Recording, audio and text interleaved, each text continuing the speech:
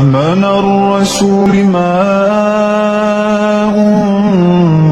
أنزل إليه من ربه والمؤمنون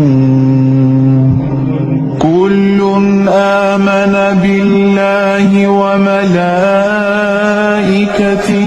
وكتبه ورسله لا نفرق بين أحد من رسله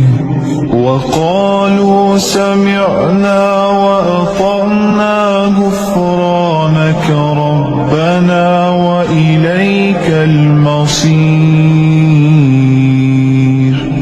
لا يكلف الله نفسا إلا وسعها لها ما كسبت وعليها ما اكتسبت ربنا لا تؤاخذنا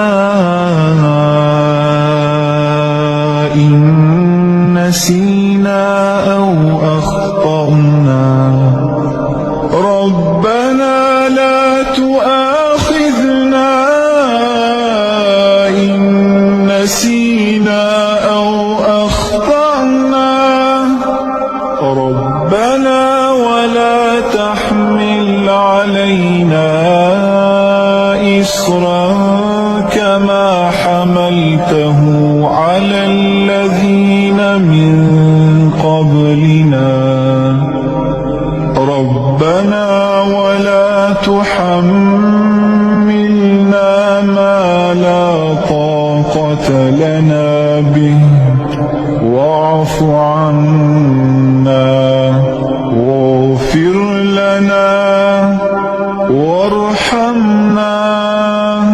أنت مولانا فانصرنا